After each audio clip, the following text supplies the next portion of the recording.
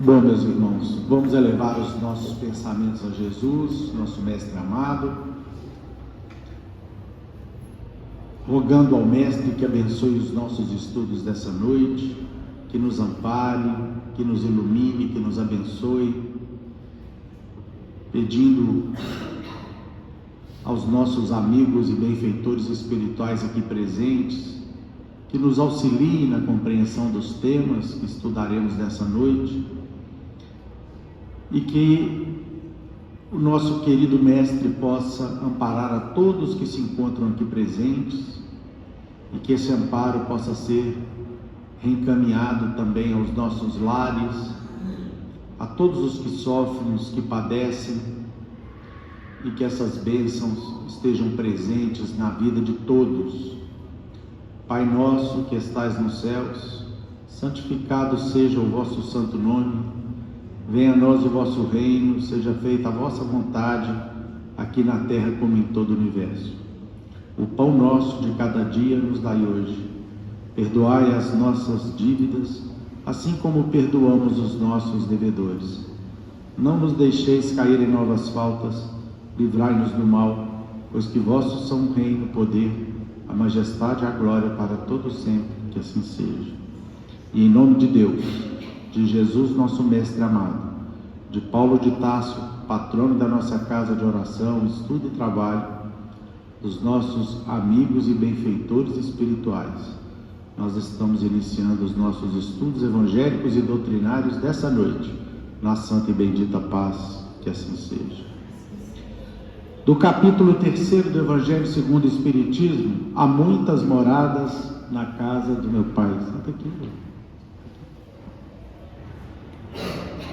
o item de número 1 do evangelista João, capítulo 14, versículos 1 a 3, em que ele reproduz o seguinte ensinamento de Jesus: não se turbe o vosso coração, credes em Deus, crede também em mim. Há muitas moradas na casa de meu Pai. Se assim não fosse, eu já vou-lo teria dito, pois me vou para vos preparar o lugar. Depois que me tenha ido e que vos houver preparado o lugar, voltarei e vos retirarei para mim, a fim de que, onde eu estiver, também vós aí estejais. Em conjunto com essa passagem, com esse ensinamento de Jesus, nós temos a questão de número 55 do Livro dos Espíritos. O tenor, você não vai hoje para o... Então vamos para lá, dá licença. A questão número 55. A seguinte pergunta feita pelo senhor Allan Kardec ao Espírito de Verdade: são habitados todos os globos que se movem no espaço? A resposta: sim. E o homem terreno está longe de ser, como supõe, o primeiro em inteligência, em bondade e em perfeição. Entretanto, há homens que se têm por espíritos muito fortes e que imaginam pertencer a este pequenino globo o privilégio de conter seres racionais. Orgulho e vaidade. Julgam que só para eles criou Deus o universo. Nós vamos passar a palavra para a dona Luzia, que vai iniciar os comentários dessa noite.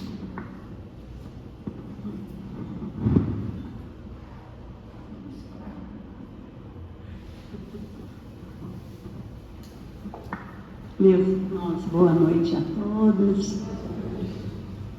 Bom, falar da alegria de sentar aqui com vocês, de todos nós juntos estudando, é repetir, né, o mesmo processo, mas realmente traz uma grande alegria estar juntos, dividir uns com os outros o nosso conhecimento, que ainda é muito pouco, porque todos somos aprendizes, mas que de alguma forma nos ajudam muito no nosso caminhar, no nosso dia a dia. Hoje nós vamos, como o Euler leu, estudar o capítulo 3, terceiro, do Evangelho segundo o Espiritismo. Esse capítulo tem o título Há Muitas Moradas na Casa do Meu Pai. E nós então vamos iniciar esse estudo falando do momento em que João, recebeu ali junto com os seus colegas, com os seus amigos, o ensinamento de Jesus, que está no seu capítulo 14, versículo 1 a 3. Então nós vamos falar do contexto. Quando foi que aconteceu aquilo? Jesus, percebendo a necessidade de se despedir, de falar mais com seus discípulos, de alertá-los, de consolá-los, então reúne num último momento em que nós consideramos como sendo a última ceia. É aquele momento mais íntimo. Naquele tempo, sentar a uma mesa para cear era um gesto de muito amor.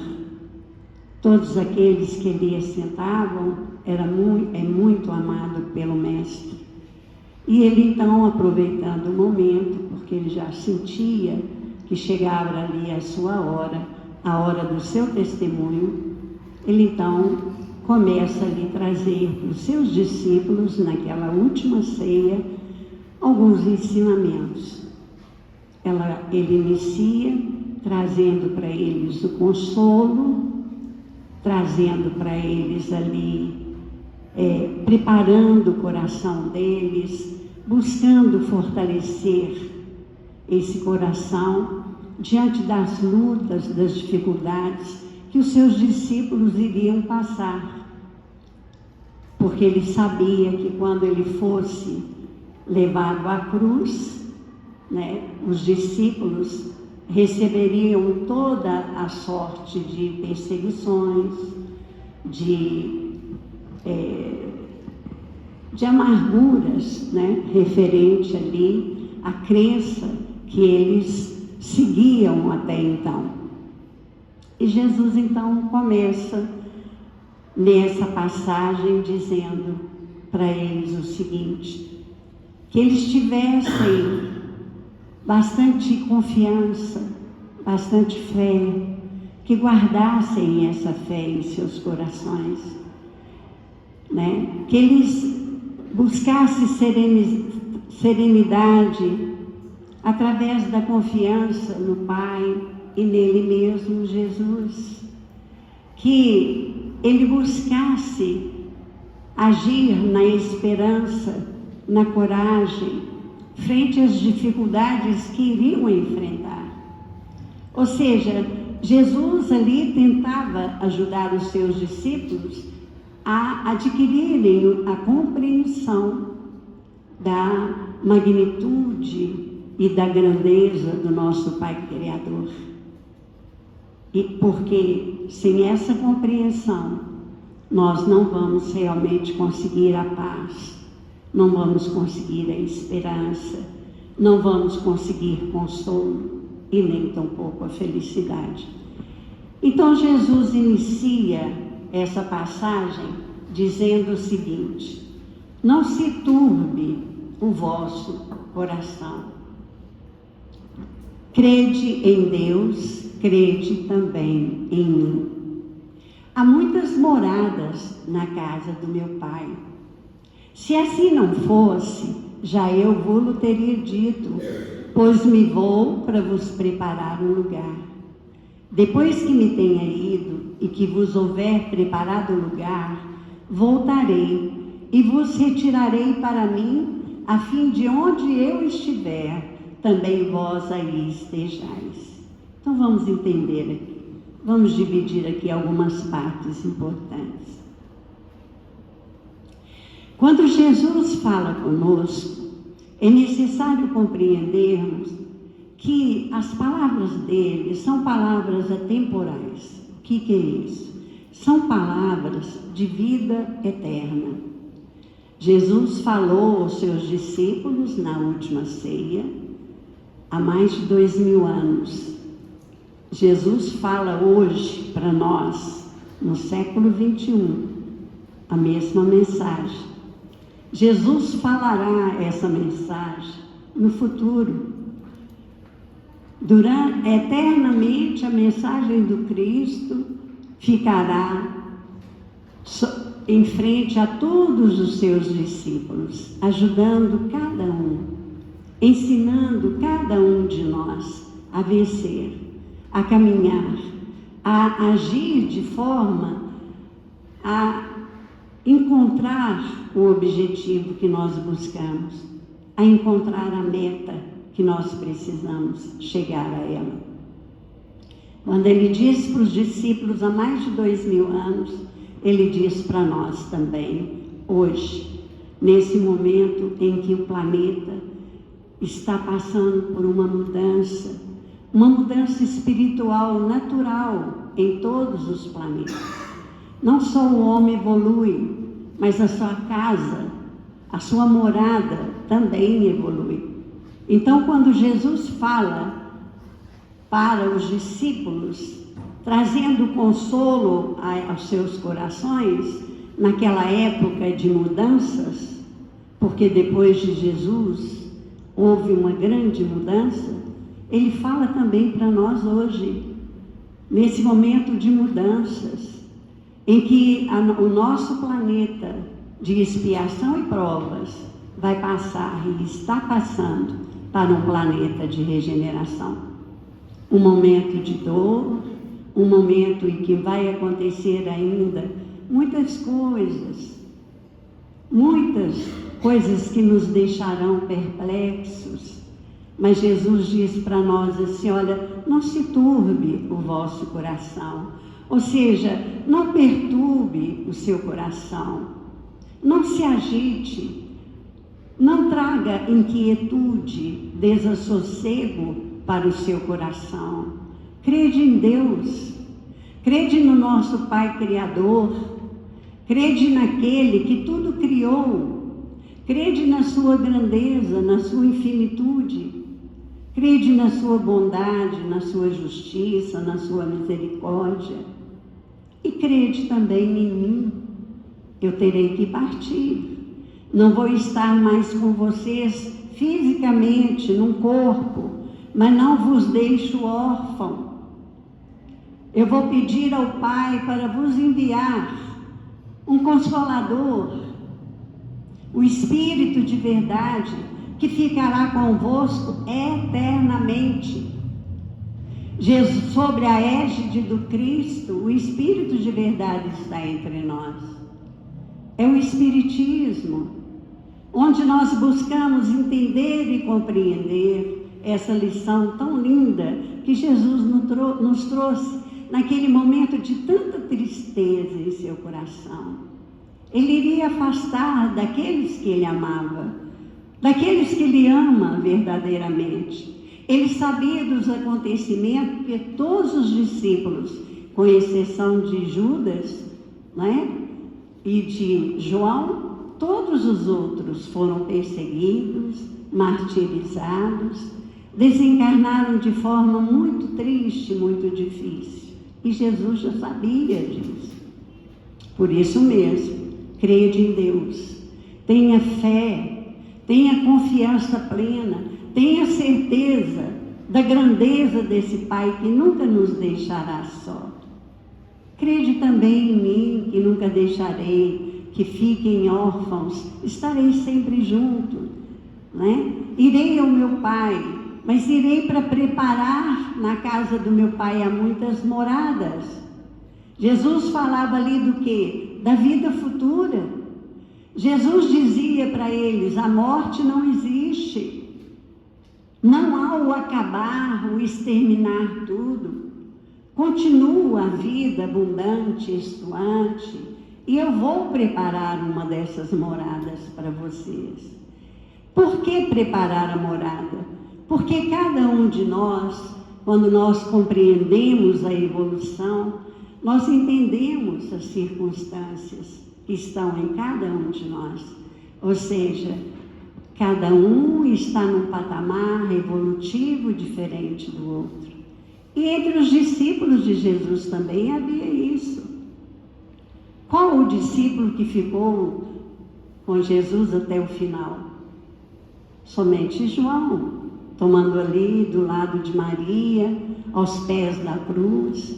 Todos os outros debandaram por medo, por dúvidas, por questões outras que não tinham ainda fortaleza, a certeza absoluta daquilo que estava acontecendo, por espantos, por tristeza, por não aguentar ver aquele momento em que aquele mestre tão amado, tão querido, estava passando. Então nós hoje, com a doutrina espírita, temos essa certeza de que cada um de nós tem o seu caminho, cada um de nós tem a compreensão diferente do outro, a diversidade do nosso entendimento, da nossa maturidade espiritual. Então cada um de nós está num degrau da evolução, cada um de nós vai ter uma morada diferente no plano espiritual. Por quê? Porque vai depender da forma como nós viemos aqui. Há pouco tempo estudamos sobre a encarnação. Por que o espírito larga o mundo real, o mundo de origem, que é a espiritualidade, e encarna num corpo para vir no mundo material? Por quê? Qual é o objetivo? Qual a finalidade? É porque aqui é o laboratório onde ele coloca em prática tudo aquilo que ele aprende no mundo dele. É aqui que ele mostra o quanto ele já sabe. É aqui, dentro da matéria, dentro de um corpo físico, é que ele vai poder trabalhar as suas potencialidades, as suas faculdades. Então, por isso, esse é o objetivo da encarnação. É aqui que ele vai poder aperfeiçoar-se cada vez mais. Todas as vezes que nós voltarmos, é mais uma perfeição que adquirimos. Então Jesus fala com eles sobre isso. Então, quando Jesus refere-se a essas muitas moradas, nós precisamos entender que os ensinamentos de Jesus, como nos diz Paulo de Tarso, traz muitas nuances, tão sutis, que muitas vezes passa despercebido por nós. Essas muitas moradas nos dá a entender isso. Quando ele diz delas, ele não fala somente das moradas físicas, das moradas materiais, desse mundo imenso, e Kardec vem comentando no item 2, ele então comenta para nós isso aqui, ele diz assim, olha, a casa do Pai é um universo. As diferentes moradas são os mundos que circulam no espaço infinito e oferecem aos espíritos que neles encarnam moradas correspondentes ao adiantamento dos mesmos espíritos. Então, são aquelas moradas visíveis, que nós podemos muitas vezes ver a olho nu, algumas, poucas. Podemos também, pela inteligência do homem, pelo desenvolvimento dessa inteligência, pelo desenvolvimento da tecnologia, fazer aparelhos como estão sendo feitos, que nos levam a observar um universo mais extenso, um espaço maior. Ou seja, enxergamos mais mundos materiais nesse universo infinito, né? Nos mundos mais evoluídos, enxerga-se muito mais do que nós. Então, essas são as moradas que o Pai criou como escolas para cada um de nós, espíritos, dependendo da nossa necessidade, vir e trabalhar, e dar a nossa contribuição, e desenvolver as nossas faculdades através do trabalho. Então, Kardec continua: independente da diversidade destes mundos materiais, as palavras de Jesus também podem referir-se ao estado venturoso ou desgraçado do espírito na erraticidade. Então, Jesus fala também das moradas que existem na erraticidade. E é interessante que essas moradas vai depender de uma morada muito importante e bem próxima de nós, que é a nossa morada íntima. Kardec diz assim, olha, conforme se ache mais ou menos depurado e desprendido dos laços materiais, variarão ao infinito o meio em que o espírito se encontra, o aspecto das coisas, as sensações que ele experimenta e as percepções que ele vem a ter. Então vai depender do quê?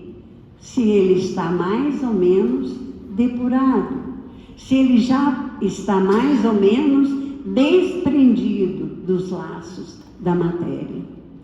Então aqui Kardec está reafirmando para nós a necessidade de cuidarmos de qual morada? Da nossa morada íntima. É a reforma do nosso coração, da nossa mente, da nossa casa mental. Essa é mais importante, porque é dela que nós vamos encontrar as outras. Por que eu estou no mundo de expiação e provas? Porque eu ainda sou um espírito que preciso do aprendizado no mundo de expiação e provas. Todos os mundos são de expiação e prova? Não. Nós temos os mundos felizes. E por que eu não encarnei no mundo feliz? Porque eu ainda estou presa a esse mundo de expiação e provas, e eu preciso, então, trabalhar em mim, na minha morada íntima, a reforma necessária, o crescimento das minhas potencialidades e faculdades que me levarão um dia ao mundo feliz. Esse é o processo.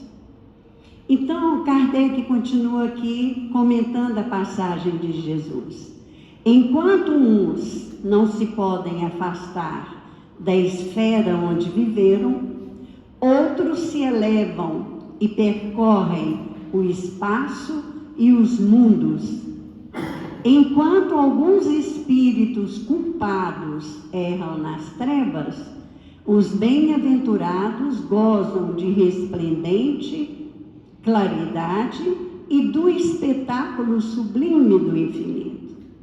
Então, enquanto nós chegando à Terra, não construirmos a reforma íntima, não buscarmos aperfeiçoar os nossos valores nobres, a buscar aquilo que Jesus veio nos ensinar, porque Ele é o nosso modelo, o nosso guia.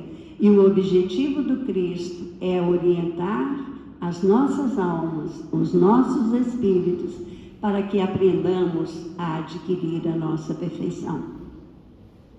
Então, enquanto não aceitarmos que o Cristo veio e trouxe para nós um roteiro divino, um roteiro ético e moral, que nos ensina a caminhar, que nos ensina a proceder perante nós mesmos, perante o meu próximo e perante o meu Pai que está no céu, na obediência às suas leis. Então, enquanto não tivermos conosco essa capacidade de compreender isso e buscar apreender esses ensinamentos, nós vamos ainda estar muito próximos do mundo onde nós vivemos, um mundo de expiação e provas. Nós ainda vamos fazer parte desse mundo, mesmo desencarnados, porque ficaremos presos onde a nossa morada nos dá condições. Muitos de nós ainda erram nas trevas, na erraticidade, Outros, já mais bem-aventurados, que trabalharam mais as suas potencialidades, que desenvolveram as suas faculdades, esses já gozam de um voo mais alto. Em outros mundos, afastado do mundo material que é a nossa Terra. Enquanto alguns espíritos, diz Kardec o seguinte, desculpe, enquanto o mal, atormentado de remorsos e pesares, muitas vezes solitário, sem consolação, separado dos que constituíam objeto de suas afeições, padece sob o rigor dos sofrimentos morais, o justo, em convívio com aqueles a quem ama, flui as delícias de uma felicidade indizível. É uma felicidade que nós não temos palavras para descrevê-las, porque não temos nem noção que felicidade é essa, né? A felicidade dos justos, daqueles que aqui renunciaram a si mesmo, daqueles que aqui buscaram trabalhar em prol do próximo, em prol da própria comunidade, em prol da própria terra, escola bendita, onde nós fomos recebidos. E aí Kardec diz assim, também nisso, portanto, há muitas moradas na erraticidade, embora elas não são circunscritas, ou seja, não existe ali um local limitado, nem demarcado, né? Onde se coloca ali fronteiras ou limites, né? Bem estabelecido, como se fosse um local determinado para o sofrimento. Não existe isso no plano espiritual, né? Não sei se vocês assistiram o filme Nosso Lar. Tem um processo muito interessante, uma passagem muito interessante nesse filme, em que, naquela época em que André Luiz veio à Terra para visitar a sua família. Era um desejo imenso que ele tinha desde quando ele chegou no nosso lar. Mas foi dado a ele, então, depois de passar várias épocas, ele foi, então, agraciado com essa oportunidade. E ao chegar no seu lar, ele percebeu ali os seus filhos já maiores, a sua esposa já mais velha, e viu também algo diferente. Ele viu um segundo marido dentro do lar. Aquilo para ele foi um susto. Houve uma reação inversa àquilo que era de esperar de André Luiz. Mas para ele foi um choque, porque a vida toda ele esperava vir ao lar e ver a família da mesma forma que ele havia deixado, não é? A sua família, os seus filhos, a sua esposa, mas havia ali um senhor, pois a esposa havia casado novamente. Ele então sai da casa, e no filme é muito interessante que no filme mostra, quando ele desce da varanda, ao chegar a um jardim muito bonito, mas ao sair da casa, ele desce na varanda e ao chegar no jardim já não é mais o jardim, já é um ambiente tenebroso, escuro, um ambiente do umbral, num lugar onde ele havia passado quase 8 anos. Por quê? Por causa da queda de vibração, por causa do sentimento que ele sentiu naquele momento. Então, por isso é que essas regiões de sofrimento, elas não são limitadas, elas não são determinadas, elas não estão ali delimitadas num ambiente, não. Todo mundo que erra vai para aquele ambiente, não. Ou todo mundo que acerta vai para o céu, também não. É o quê? É a nossa consciência. Quando nós erramos, a nossa consciência cobra. Então ela fica remorseada. Nós trazemos a nossa consciência em remorsos. E esse remorso é que cria, nós mesmos criamos esses ambientes de dor e sofrimento, porque não nos achamos dignos pelos erros que nós cometemos. Quando nós trazemos a consciência limpa, a consciência tranquila, a consciência que não nos acusa de nada, porque esse é o verdadeiro juiz. Deus não castiga e nem acusa ninguém. Nós somos castigados ou acusados por nós mesmos, pela consciência. É ali que está escrita a lei divina. Enquanto encarnados, nós fazemos ouvidos moucos, ouvidos surdos ao que a consciência nos alerta. Mas desencarnados, não temos como fazer isso. Ela vai brilhar e dizer para nós de tudo aquilo que fizemos. Então, é a consciência que nos acusa, não é Deus. É a consciência que nos leva a ambientes de tristeza, de aflição.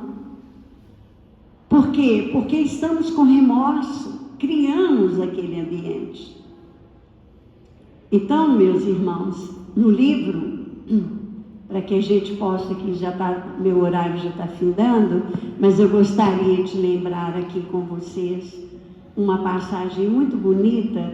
Já até foi trabalhado aqui o livro Abrigo.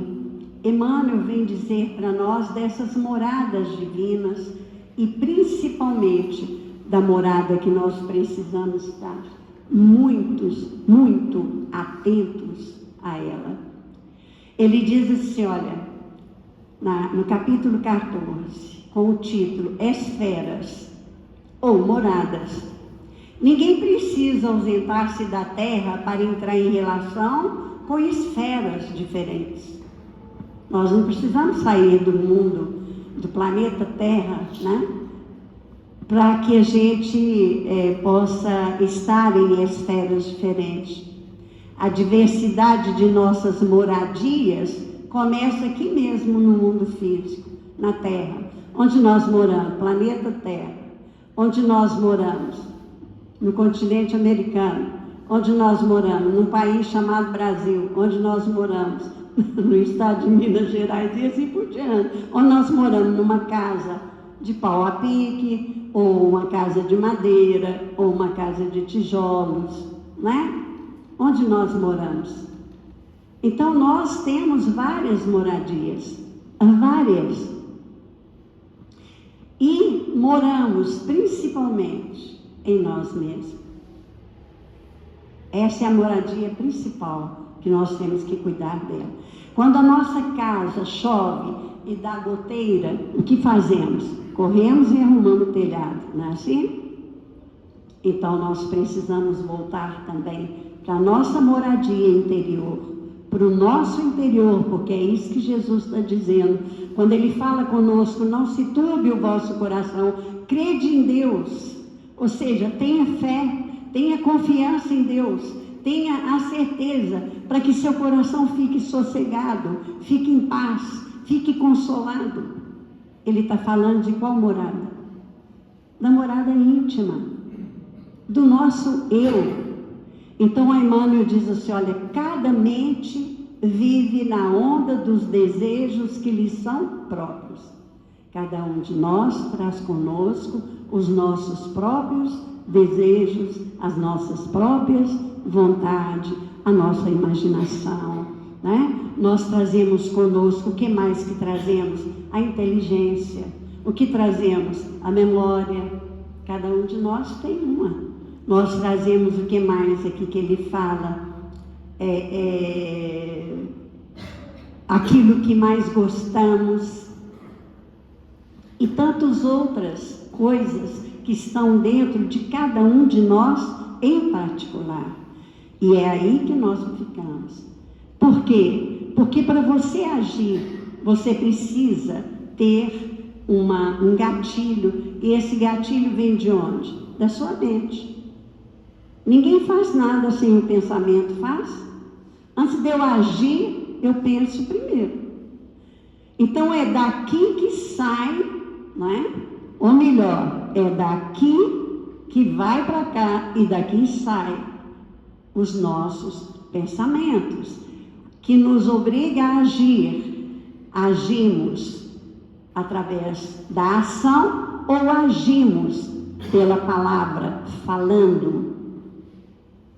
Então nós estamos constantemente seguindo algo que tem em nós. Essa é a nossa moradia real, é aqui que nós moramos. Então Emmanuel vai nos explicar melhor. Cada coração palpita no sentimento que esposa. Então cada coração vai palpitar no sentimento que conecta. Naquele sentimento que nós conectamos com ele, é que o nosso coração vibra. Né? O meu sentimento de alegria faz o meu coração vibrar. Por quê? Porque eu me conectei com a alegria. Os sentimentos vão formar o quê? A emotividade, as emoções, essas emoções maravilhosas que saem de nós. O que brilha primeiro, o que movimenta primeiro em nós? O coração. É o nosso coração. Tanto os sentimentos bons como os sentimentos maus. Quando eu odeio alguém, o que meu coração faz? Ele se fecha para aquela pessoa. É ele que vibra em primeiro momento. Porque é lá no coração que estão os sentimentos. Residimos, diz Emmanuel, no lugar em que situamos a nossa própria alma.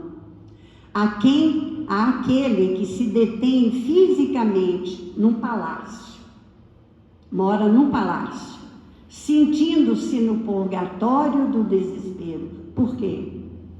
Ele tem tudo. Quando fala assim, mora num palácio, a gente logo pensa, é uma pessoa muito rica, que tem todas as comodidades para fazê-lo feliz. E por que ele está num purgatório de desespero? Porque o seu eu, o que ele traz na sua morada íntima, não lhe deixa ser feliz com toda aquela comodidade que ele tem no seu palácio. E Emmanuel continua. E existe aquele que se demora, que mora num casebre, guardando as alegrias de um paraíso interior. Os sentimentos. Mora num casebre, provavelmente de pau a pique, provavelmente de chão batido, mas é feliz. Por quê? Então, é aquilo que guardamos em nosso mundo, né? Nós vamos residir no lugar em que situamos a nossa própria alma, o nosso coração, os nossos sentimentos. Cada espírito permanece na posição que lhe agrada. E é por isso que Jesus certa vez diz, onde está o teu tesouro, está também o teu coração. Se eu tenho ira, como que eu vivo? Feliz? Não. Eu vou viver numa constante raiva, numa constante ira, num constante desespero. Nada está bom. Por mais que meus cofres, as minhas burgas estejam cheias de moeda, mas eu continuo sendo infeliz. Por isso mesmo, Jesus, em nosso socorro na terra, buscou ampliar-nos a visão, ou seja, buscou fazer com que crescêssemos, amadurecêssemos a compreensão dessa criação divina maravilhosa, né? Buscou aperfeiçoar-nos o espírito para que se nos engrandeça a morada individual e coletiva de ideal e realização, de trabalho e de luta. Jesus até hoje convida-nos, através da Boa Nova, a construir a esfera mais elevada que nos cabe marchar para Deus. Que esfera é essa? Que moradia é essa? A nossa morada íntima. Por que os espíritos superiores falam tanto na reforma íntima? Vamos renovar-nos, vamos buscar modificar os valores, vamos estudar mais, ter mais conhecimentos, aprender mais da doutrina. Por quê? Porque cada vez que a gente aprende mais, desenvolve mais a inteligência, mais capacidade teremos em enfrentar as nossas dificuldades na Terra, principalmente nesse momento pela qual nós estamos passando. Se nos propomos a atingir as moradas do amor e da sabedoria, na luz imperecível, aprendamos a renunciar a nós mesmos, avançando corajosamente sob a cruz dos deveres de cada dia, a fim de encontrarmos o Cristo em nossa desejada renovação, ou seja, no nosso aperfeiçoamento espiritual. Que Jesus nos ajude, nos fortaleça para isso. Gente, desculpa, eu passei um pouquinho aqui, viu, Euler? Me perdoe, um pouquinho. Podia ter continuado, está tão bom.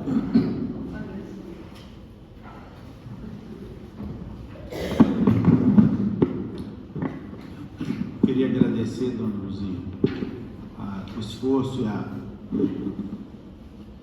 fala, os ensinamentos que a senhora nos trouxe, porque, com toda certeza, eles nos inspiraram e nos ajudaram aqui a todos, com toda certeza. Meus irmãos, minhas irmãs, há muitas moradas na casa do meu Pai.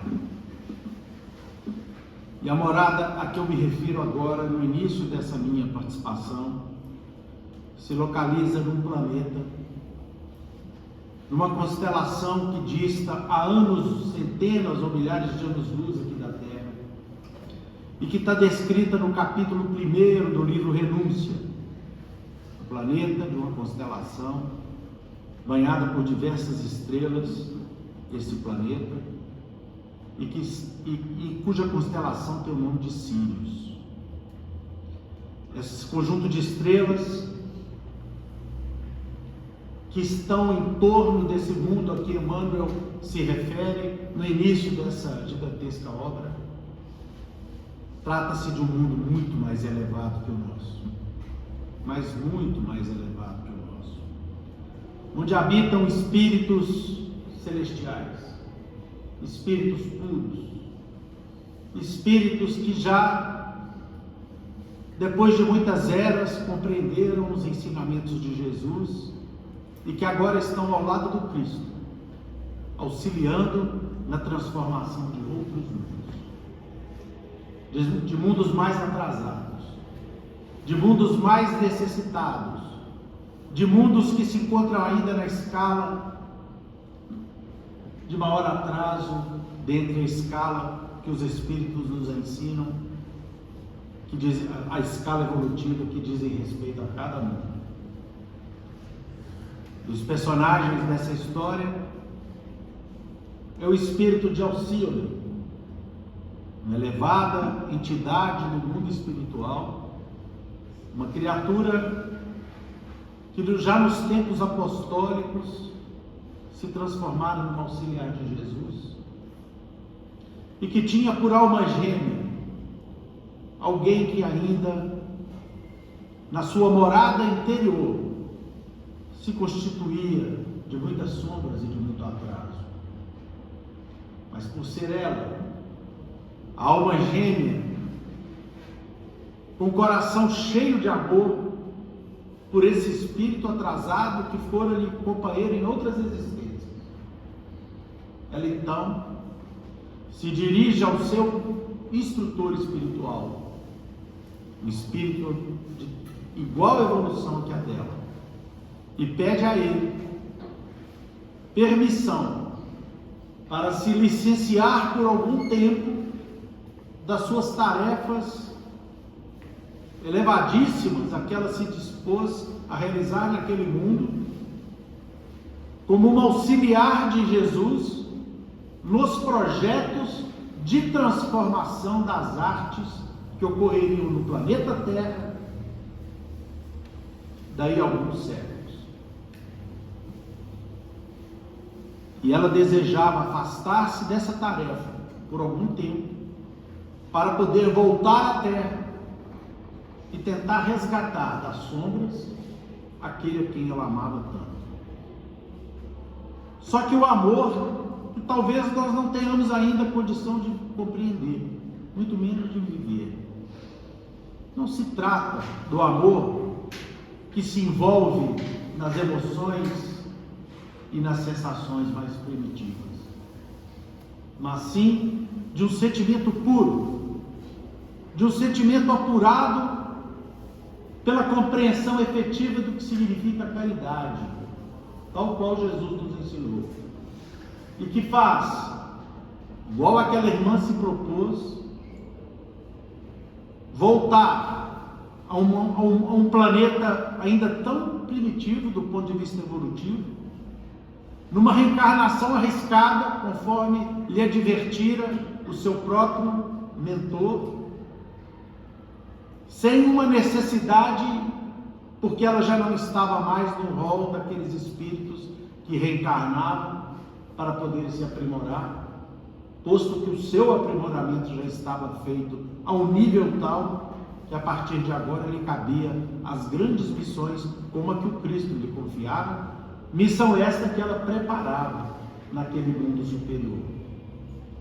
Acontece que depois de dialogar com seu instrutor e de lembrar que o próprio Cristo, das culminâncias de onde ele habita, desceu aqui no mundo algumas vezes, e entre elas, todas essas vezes, pessoalmente, se fez criatura humana para poder nos auxiliar, para poder nos ajudar a compreender os primeiros ensinamentos que nos levariam a entender a grandeza que um dia nós iríamos chegar.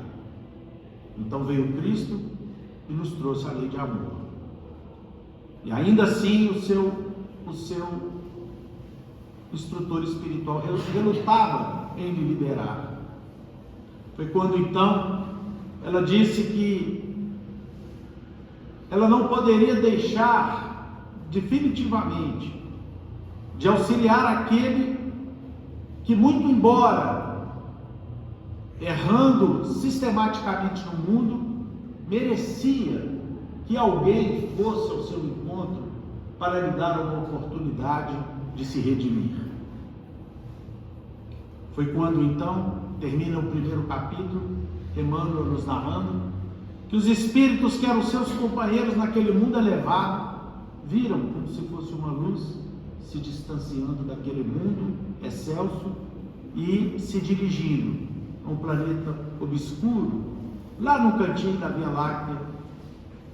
Quando perguntaram que luz é aquela que se direciona para aquele lugar tão escuro, e alguém então lhe respondeu: aquele é o espírito de auxílio que está em direção a uma missão muito cara à sua vida.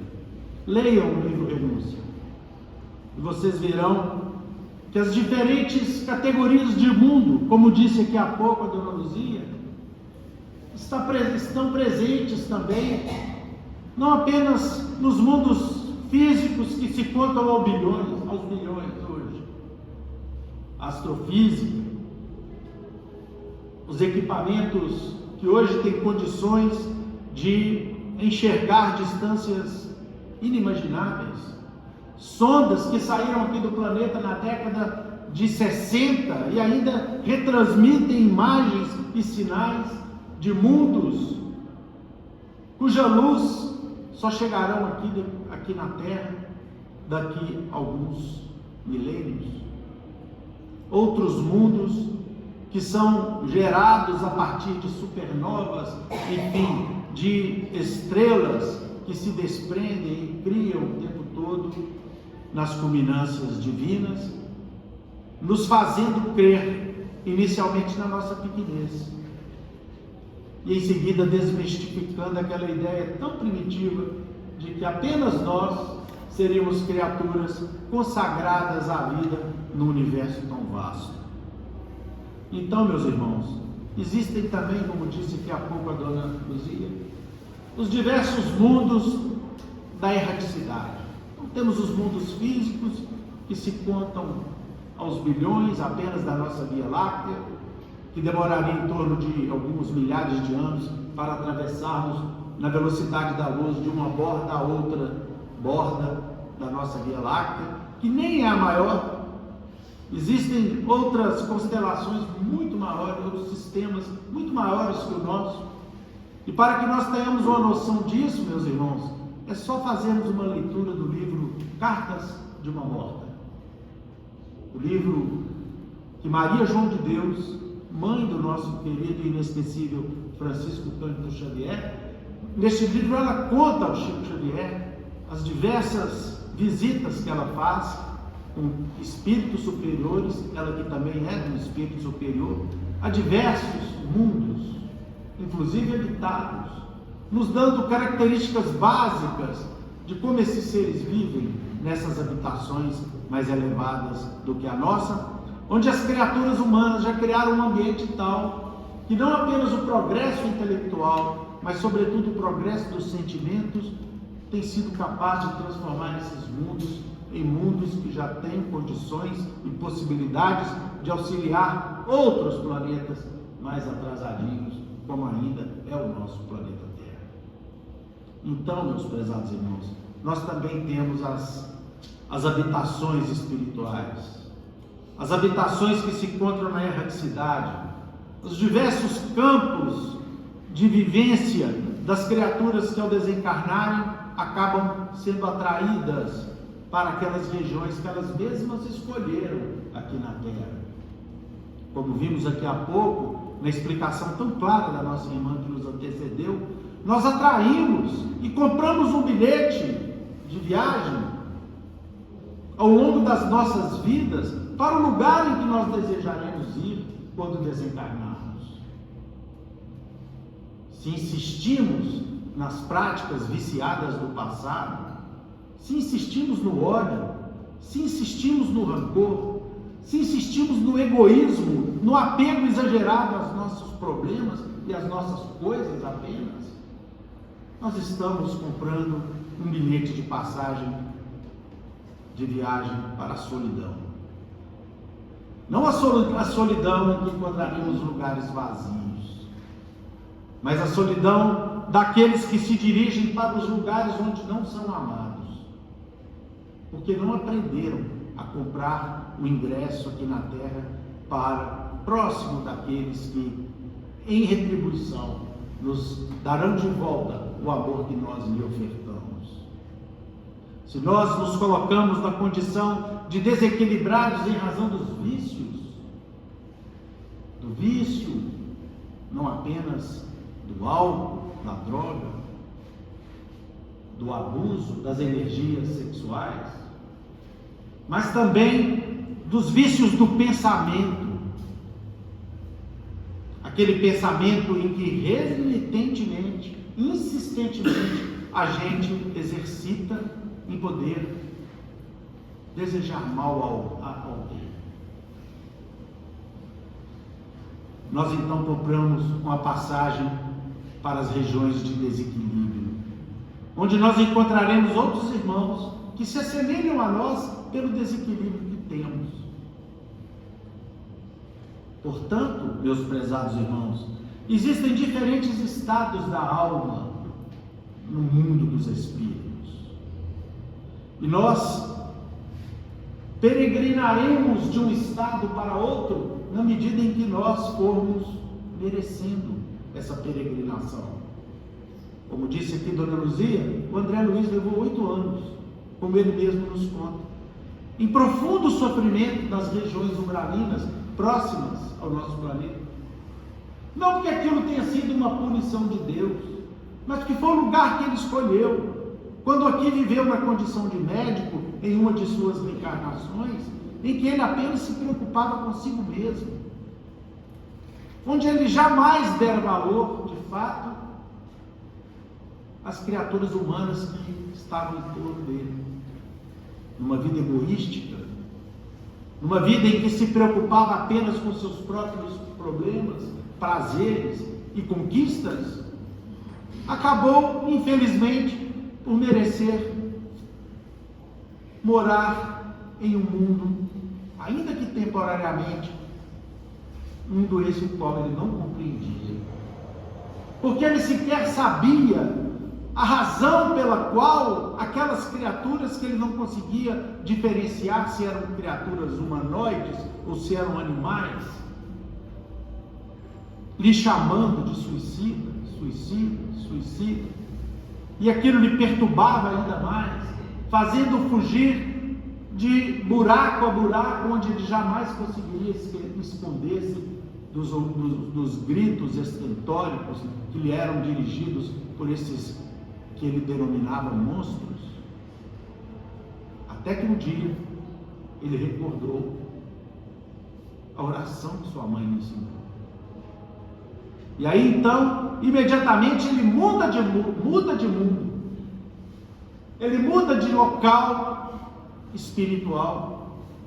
Ele se desconecta mentalmente daquele mundo em que ele até então vivia durante aquele período, tão diferente do Rio de Janeiro, onde ele habitou aqui na Terra, e se vê resgatado por criaturas que se pareciam médicos, numa mistura de médicos com santos, com auxiliares, com emissários, e é levado então até nosso lar, de onde a sua saga recomeça, sendo contada nessa série, que só mais tarde, muito mais tarde, daqui a muitos anos, é que nós conseguiremos compreender totalmente. Então, meus irmãos, as muitas moradas na casa do meu pai também se diferenciam pelas categorias de cada mundo que existe. E aí os espíritos, no caso aqui Allan Kardec, inspirado pelos espíritos superiores, ele nos traz algumas características e nos fala dos mundos primitivos, que são aqueles mundos, aqueles planetas onde é quase nula a vida moral. O nosso mundo, uma ocasião, já foi um mundo primitivo, onde nós apenas lutávamos pela sobrevivência, onde não existia nenhuma diferença entre a brutalidade e a simples necessidade de sobreviver. Depois, os espíritos ainda aqui nessa página nos falam dos mundos intermediários, uns mais atrasados, outros menos atrasados. São categorias de mundos onde o nosso ainda está prestes, da qual o nosso está prestes a sair. Estamos a um passo da regeneração. Estamos a alguns passos, e do ponto de vista da cosmologia, alguns anos, alguns séculos, porque a regeneração do nosso planeta se dará nesse terceiro milênio, que tem 10 séculos, portanto, alguns séculos são apenas alguns instantes, quando nós contamos no tempo de Deus e no tempo do espaço. Tamanho a grandeza da criação divina. É bem possível que no primeiro, no segundo, no terceiro século, nós consigamos afastar definitivamente o monstro da guerra no nosso planeta. Isso está próximo? Talvez. Daquilo que já conquistamos, é possível que muito rapidamente nós afastemos de nosso espectro, das nossas fronteiras, a matança generalizada, como explosão de orgulho coletivo, de vaidade coletiva, de ambição coletiva que a guerra causa. E nós sabemos o que é isso, porque há muito pouco tempo atrás vivenciamos essa situação. Então, temos os mundos regeneradores, que, se Deus quiser, o mundo para onde o nosso, construído por nós, haverá de chegar. É a condição que trará para o nosso planeta um número maior de criaturas que, embora não sejam ainda santificadas ou totalmente regeneradas, mas já encontram a propensão para o bem, que já desejam fazer o bem, embora ainda errem, que não querem mais praticar o mal para o seu semelhante, que desejam ser mais éticas, mais fraternas, mais espiritualizadas. É este o mundo que daqui a pouco, se Deus quiser, daqui a pouquinho, nós haveremos de viver. E é por isso, meus irmãos, que Jesus, segundo o evangelista João, diz assim: credes em Deus, credes também em mim. Há muitas moradas na casa do meu Pai, porque se assim não fosse, eu já vou teria dito. Porque eu me vou para preparar esse lugar, e depois que eu tenha ido e vos houver preparado o lugar, voltarei e vos retirarei para perto de mim. Nós ainda não conseguimos compreender a beleza dessa promessa de Jesus, pessoal. E essa promessa de Jesus se cumpre em todos os instantes do nosso planeta a partir da vinda do Cristo. Eu comecei aqui a minha fala lembrando do livro Renúncia, em que uma enviada vem para resgatar um amor na sua vida. Quantos e quantos enviados de Jesus não têm vindo ao nosso planeta? Eu arriscaria dizer, sem faltar um dia, para preparar o nosso planeta para que o Cristo um dia aqui predomine nos corações das criaturas, e aí nós possamos acordar um dia e dizer assim: graças a Deus, eu já vivo o mundo que Jesus idealizou para mim. Porque para viver no mundo que o Cristo idealizou, evidentemente não temos condições agora de ir para lá, mas os seus ensinos nos ajudam a antever um prelúdio dessas bênçãos, por estarmos nos nossos corações já antevendo esses momentos.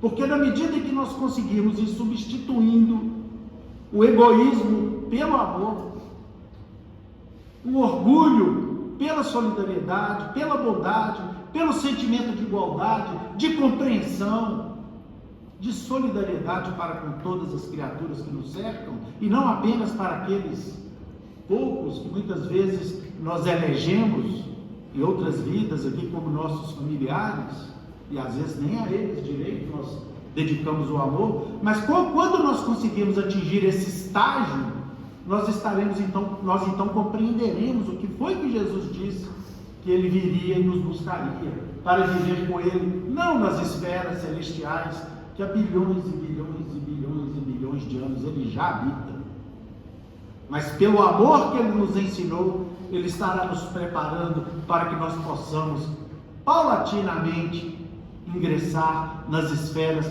que compreendam melhor esse amor que o Cristo nos preparou aqui há 2000 anos atrás, nos ensinou há 2000 anos atrás. Então ele tem voltado no coração desses seus enviados que se sacrificam dos lugares evoluídos e fantásticos em que habitam para virem aqui nos ajudar. Ou alguém imagina que o Chico Xavier se fez aqui apenas nessa encarnação? Ou alguém imagina que uma Madre Teresa de Calcutá se tornou essa criatura abençoada apenas nessa vida? Ou se alguém imagina que uma irmã Dulce, o santo, o anjo bom da Bahia, se tornou anjo apenas nessa vida? É evidente que não. São espíritos já amadurecidos pelo passar dos séculos e que habitam regiões muito mais avançadas do que a nossa, mundos muito mais angelicais do que o nosso, e que vêm desses mundos em nome de Jesus para nos ajudar com seu exemplo, com seus ensinamentos. Portanto, meus queridos irmãos, não há um dia sequer que Jesus não esteja entre nós, através dos seus enviados, para nos ajudar a alcançar a compreensão do seu amor por toda a humanidade. E Agostinho, numa mensagem que está aqui nesse capítulo, que possivelmente a gente venha estudar, ele termina essa mensagem no item 17 da seguinte forma: contemplai, pois à noite, a hora do repouso e da prece, a abóbada azulada, o céu. E das inúmeras esferas que brilham sobre as vossas cabeças, perguntai de vós mesmos, para vós mesmos, quais as que conduzem a Deus, e pedi-lhe que o mundo regenerador vos abra seu seio após a expiação na terra. Todos os dias, meus irmãos, nós precisamos elevar os nossos pensamentos em agradecimento. E eu sugiro a vocês que, ao chegarem em casa na internet, tem uma prece recitada pelo Divaldo Franco, que na realidade é uma poesia muito bonita de Amélia Rodrigues, que chama-se Prece da Gratidão. Eu um dia ainda vou decorar essa prece para poder trazer aqui para vocês. E o que ela nos mostra é a necessidade que nós temos de agradecer a Deus por tudo que nós temos, a começar dos olhos, que o Pai nos concedeu para que possamos enxergar de manhã cedo os passarinhos, né? O tamborilar das chuvas nos nossos telhados, que nós possamos divisar as pessoas passando na rua, muitas vezes apressadas para irem trabalhar. E quando lembramos que alguns dos nossos irmãos não têm as vistas porque são cegos, nós agradecemos a Deus a possibilidade de que, embora eles não enxerguem agora, mas numa outra encarnação, eles novamente poderão ver a luz. E continua a poetisa agradecendo a possibilidade de ouvir o falar das pessoas, os ensinos dos professores, ouvir as queixas daqueles que estão próximos de nós, ouvir os conselhos das pessoas mais experientes, ouvir o choro de uma criança, ouvir uma música bonita. E ela então se lembrava daqueles que eram surdos. E ao mesmo tempo, por serem surdos, não podiam ouvir nada disso. E ficavam mergulhados na solidão da surdez. Mas ainda assim ela agradecia a Deus, porque dia ocorreria numa encarnação seguinte, em que aquelas criaturas de novo ouviriam todas as belezas que a natureza e as pessoas são capazes de reproduzir para nós pelo veículo do som. Ela agradecia pela fala, pela capacidade de falar, pela capacidade de cantar, pela possibilidade de conversar com os seus filhos, conversar com as pessoas, pela possibilidade de aconselhar aqueles que estavam tristes, e ao mesmo tempo se lembrava daqueles que não podiam falar em função da mudez, que não cantavam de noite e tinham afasia de dia. E se lembrava, no final, agradecendo a Deus a possibilidade de que aquelas pessoas, numa outra reencarnação, pudessem vir e recuperar a capacidade da fala. E agradecia a Deus os movimentos das mãos e dos pés, porque com esses movimentos era possível ver a música dos maestros se organizar numa sinfonia perfeita, que com esses movimentos da mão era possível ver essas mãos estendidas a fim de auxiliar alguém que sofresse, de dar a mão a alguém que estivesse necessitado de um amparo de luzes, de alguém que necessitasse ser soerguido no momento de muita desesperação e dúvida.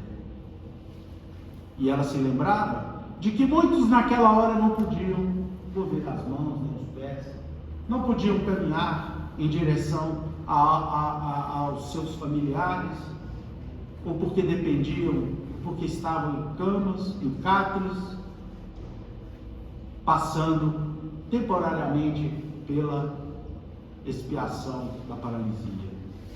Mas naquele instante, de novo ela agradecia a Deus, porque todos aqueles irmãos que não movimentavam nem as mãos nem os pés, reencarnariam um dia e retomariam o movimento e poderiam, inclusive, bailar.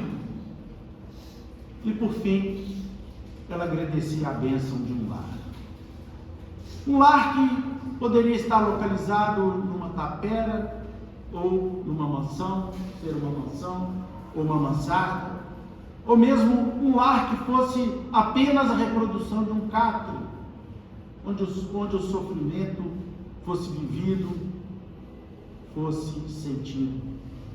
E que por esse lar, que lhe possibilitava a expressão do conhecimento e da evolução aqui no mundo, porque os lares nos proporcionam isso, na convivência com aqueles que nós amamos, ou não, ela então agradecia a Deus a bênção daquele lar, e agradecia muito a Deus pela bênção da vida.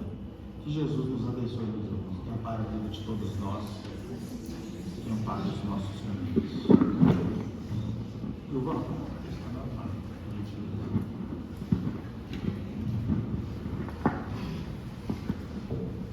Senhor Jesus, amado Mestre e amigo, agradecemos por mais essa noite abençoada de estudo, de aprendizagem, por essa casa abençoada que nos acolhe com muito amor, com toda a misericórdia do alto, para nos orientar, nos consolar e nos guiar pelo melhor caminho.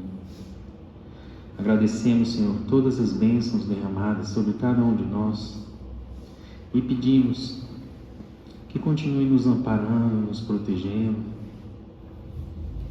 que nos permita sempre a companhia dedicada e amorosa dos benfeitores para nos inspirar, nos guiar. De forma especial, Senhor, pedimos ainda pelos que sofrem, pelos que se encontram em duras provações nos hospitais, nos presídios, nas ruas, ou mesmo nas mansões, nas casas de governo, onde aparentemente rindo, felizes, na verdade, irmãos nossos estão em queda, iludidos na carne, nos prazeres. Ó Senhor, tenha piedade de todos nós, amplie nossa visão, desperta cada um de nós para as realidades do Espírito, a fim de que, caminhando dia após dia na reforma íntima, na vivência do seu Evangelho, possamos cada vez mais encontrar morada em mundos mais felizes. Que assim seja. Com essa rogativa, em nome de Deus, de Jesus, nosso mestre amado, de Paulo de Tarso, patrono da nossa casa de oração, estudo e trabalho, dos nossos amigos e benfeitores espirituais, nós estamos encerrando os nossos estudos evangélicos e doutrinários dessa noite, na santa e bendita paz do Senhor, que assim seja. Meus irmãos, vamos começar agora os trabalhos de passo, cuja fila será formada aqui no salão. Boa noite a todos.